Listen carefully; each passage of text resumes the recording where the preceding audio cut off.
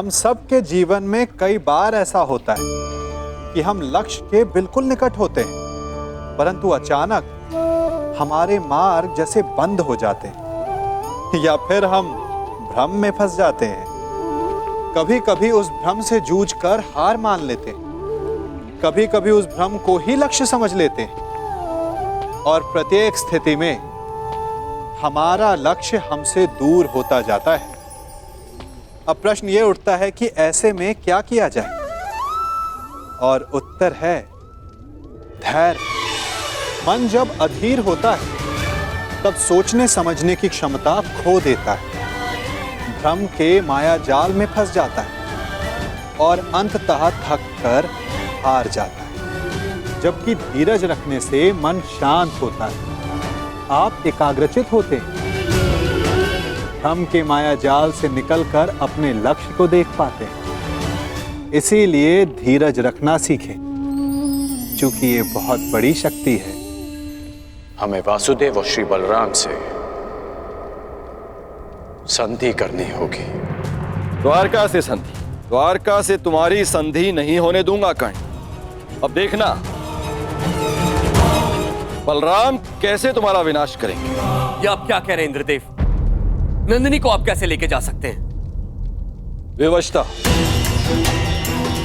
विवशता श्री बलराम, मुझे लगता है नंदिनी द्वारका में सुरक्षित नहीं है। क्यों? अचानक से द्वारका असुरक्षित कैसे हो गया? है नहीं, किंतु होने वाला है। अब तक मुझे लगता था कि कामधेनु पुत्री कल्पपूर्णा नंदिनी आपके और वासुदेव के पास सुरक्षित है, परंतु क्या इंद्रदेव? क्या आपको यादवों के गौवंश के प्रति प्रेम पर संदेह है? कदापि नहीं, किंतु मुझे हस्तिनापुर की नीति रीति पर विश्वास नहीं है। आप स्वयं ही देखिए, वहां एक पुत्रवधू सुरक्षित नहीं है तो गौवंश कैसे सुरक्षित रहेगा? हस्तिनापुर से द्वारका का क्या संबंध है? संबंध है हलधर। हस्तिनापुर के लिए कर्ण दिग्विजय पर निकला है। आवश्यक है कि वो एक दिन द्वारका अवश्य आएगा। आपने सोच भी कैसे लिया देवराज कि हस्तिनापुर की आधीनता हम स्वीकारेंगे? यदि हस्तिनापुर की सेना द्वारका के द्वार पर पहुंची तो मैं उन्हें यमलोक का द्वार दिखा दूंगा। और वो यदि संधि के लिए आए तो? संधि? संधि तो एक बहुत अच्छा विकल्प है। संधि से विकास के द्वार खुलते हैं। बड़े ही भोले हैं आप महाबली। आप उस हस्तिनापुर से संधि करेंगे जहां पुत्रवधू के वस्त्र हरण किए गए। आप उस हस्तिनापुर से संधि करेंगे जहां आपके फुफेरे भाइयों को द्यूत में छल कपट से हराया गया। याद रहे, कर्ण भी उनके साथ है।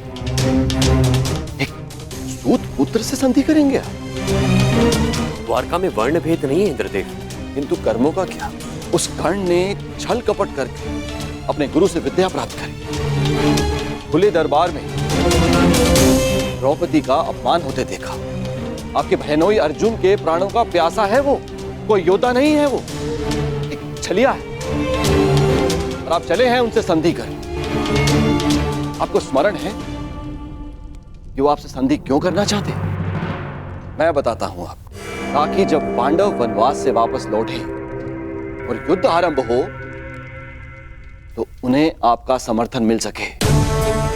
हे महाबली, क्या आप ऐसे लोगों की सहायता करेंगे जिन्होंने विश्व में एक नारी के साथ क्रूर कर्म किए?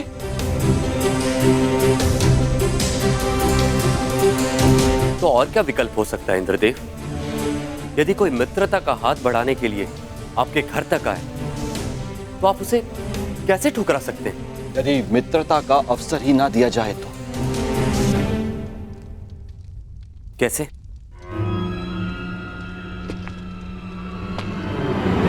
अश्वमेघ यज्ञ से, इससे पहले कि वो कर्ण द्वारका पहुंचे,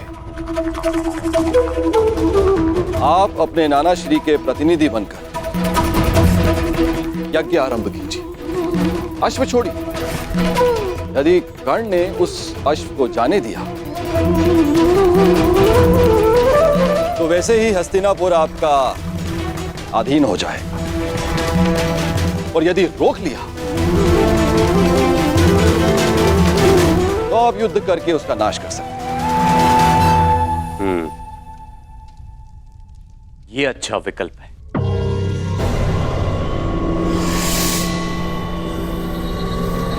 यदि ऐसा है तो मैं नंदिनी को आपके सानिध्य और आपकी सुरक्षा में छोड़ने के लिए तैयार हूं।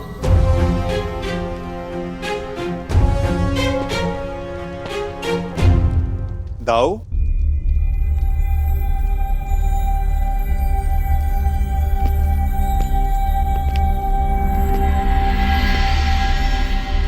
बिना कर्ण की मंशा जाने उससे युद्ध करना मुझे उचित प्रतीत नहीं होता दाऊ।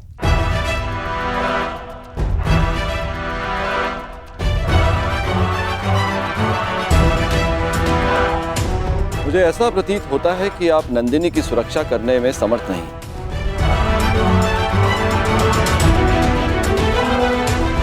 ऐसी स्थिति में आप उसे लौटा ही दीजिए। यदि नंदिनी यहां से गई तो द्वारका का अपमान होगा, जो मुझे स्वीकार नहीं। नंदिनी यहीं पे रहेगी।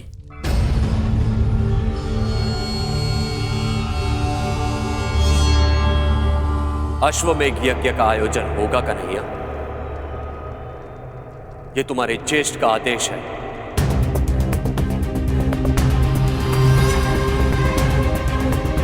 क्या तुम्हें अस्वीकार है? यदि अश्वमेध यज्ञ नहीं हुआ तो नंदिनी द्वारका को छोड़कर चली जाएगी, और यह द्वारका के लिए बहुत ही अपमानजनक बात होगी। क्या यह स्वीकार है?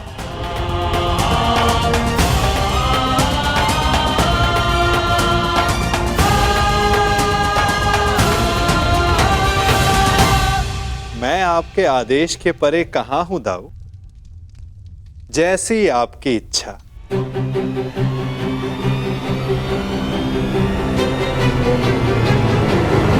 तो ठीक है, यज्ञ के लिए उत्तम अश्व की व्यवस्था करो, और पहले ही मुहूर्त में यज्ञ प्रारंभ होगा।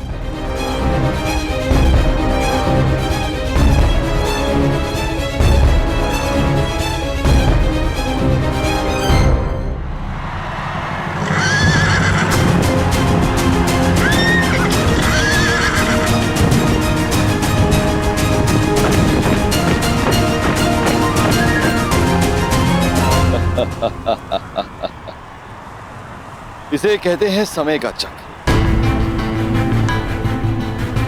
हर मोड़ पर तुमने मुझे पराजित किया है कर्ण, लेकिन अब तुम्हारे पास कोई विकल्प नहीं। यदि द्वारका के अश्व को जाने दिया तो भी तुम्हारी पराजय होगी, और रोक दिया तो बड़े भ्राता बलराम तुम्हारा वध करेंगे, इसे स्वयं अनुज कृष्ण भी नहीं रोक सकेंगे।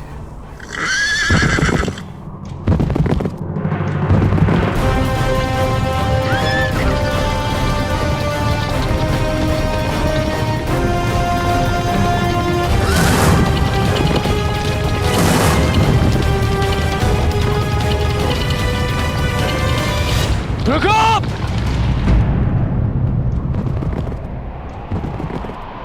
क्या हुआ मित्र? रुकने का संकेत क्यों किया? द्वारका के निकट ही है।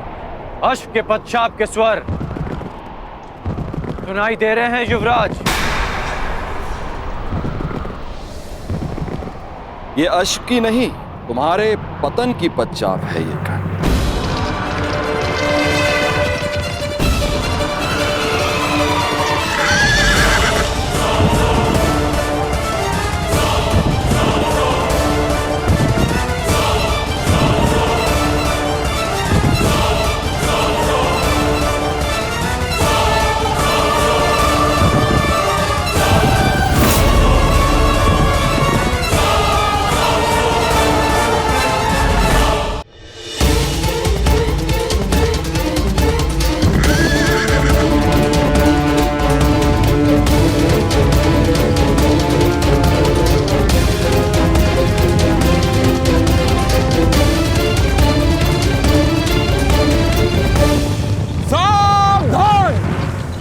अश्वमेध यज्ञ का अश्व है जो श्री बलराम और श्री कृष्ण की सुरक्षा में है।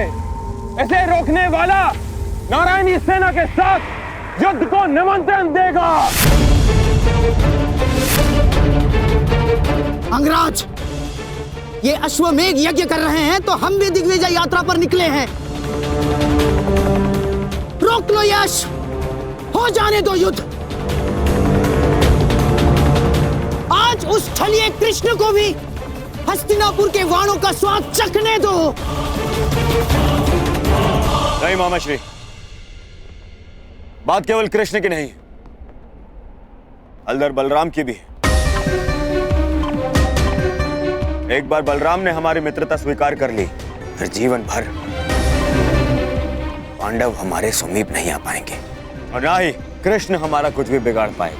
कर्ण, बलराम जैसे महाबली वीर से अभद्रता उचित नहीं। नहीं दुर्योधन, ना। आज इस अश्व को यूं ही जाने दिया तो सारे भारतवर्ष में यह संदेश जाएगा, यादवों का वर्चस्व स्वीकार कर लिया है हस्तिनापुर ने। ना मेरे सम्राट, ना।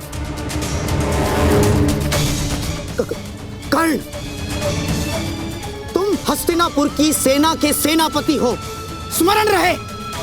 तुम्हारी विजय मेरे सम्राट दुर्योधन के नाम अवश्य होगी, परंतु तुम्हारी पराजय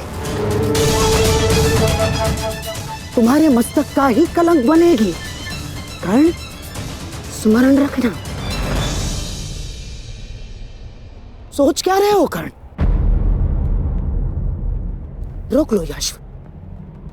कर्ण, ये अश्व रोक लो।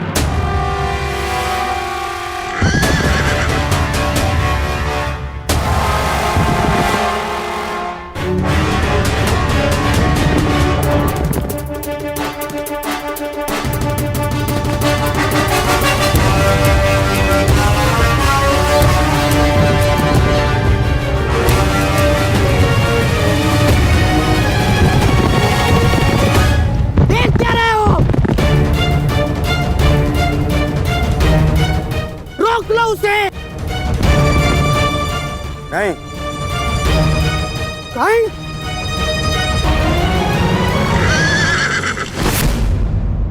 go!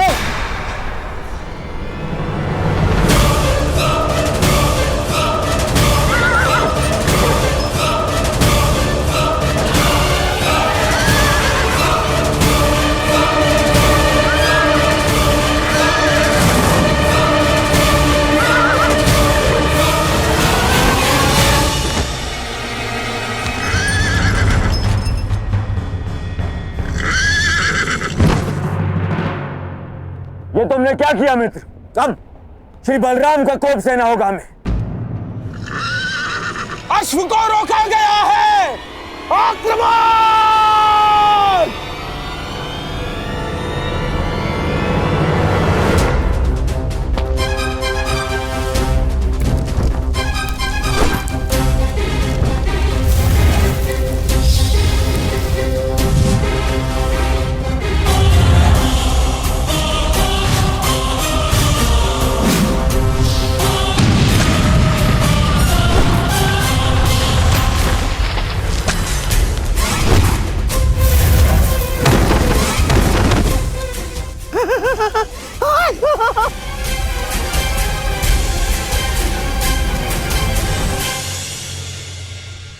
ठीक कहा था देवराज ने, यह कर्ण बड़ा ही उद्दंड और दुस्साहसी है। द्वारका के अश्वमेध यज्ञ के अश्व को रोका है उसने, हमारी सेना पर आक्रमण किया है उसने। मैंने कहा था ना दाऊ कि ये योद्धा तनिक विकट है, परंतु उसने अभी तक बलराम के हल और गदा की विकटता नहीं देखी है। हस्तिनापुर को अपने हल की नोक से उखाड़कर भूमि में गाड़ दूंगा मैं जानता हूं कि तुम्हें कर्ण प्रिय है, परंतु जो भी द्वारका के सम्मान की सीमा को लांघे वो मुझे प्रिय नहीं। अब कर्ण को मेरा सामना करना ही होगा। अब जैसी आपकी इच्छा दाऊ। मैं तुम्हारी इच्छा जानना चाहता हूं कन्हैया, क्या इस युद्ध में तुम भाग लोगे या नहीं? अब दाऊ की इच्छा है तो कन्हैया को तो आना ही होगा। परंतु क्या? परंतु इस युद्ध में मेरी भूमिका कुछ और होगी दाऊ, क्योंकि आने वाला योद्धा महारथी है और इस युद्ध में सामना करने के लिए आपको एक चपल सारथी की आवश्यकता पड़ेगी।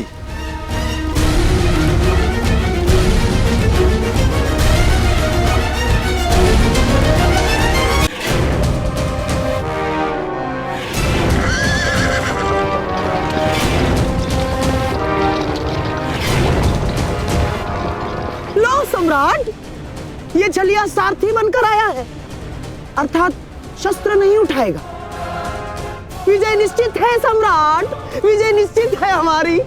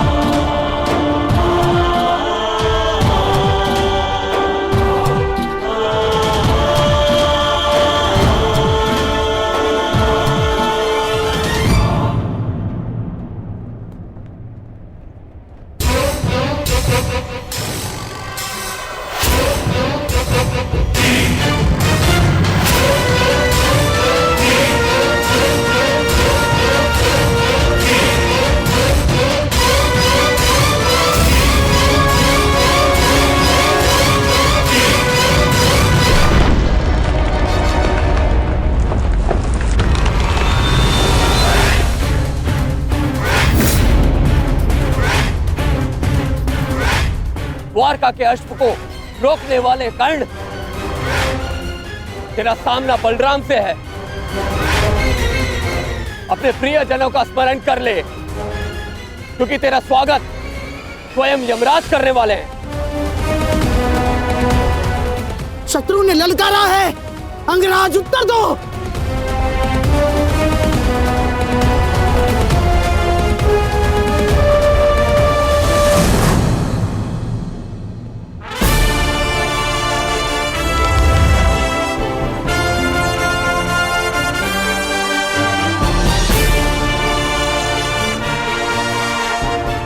इस छलिए कृष्ण ने हमारे कई बनते काम बिगाड़े हैं दुर्योधन।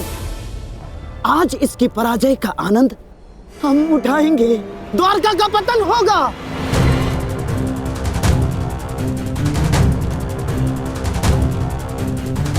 और फिर तुम्हें पांडवों का कोई भय नहीं होगा, मेरे सम्राट, कोई भय नहीं होगा।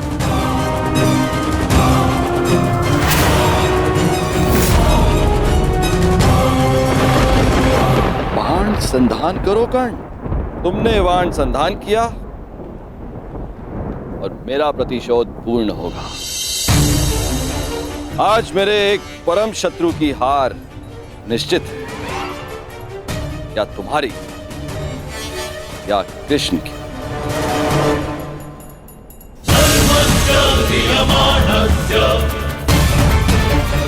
चला बाण चला कर्ण, ये तेरे बाण ही तेरी मृत्यु का कारण बनेंगे। देख रहे हो कन्हैया, जिस कर्ण से तुम्हें इतना स्नेह है वो कितना दृष्ट है।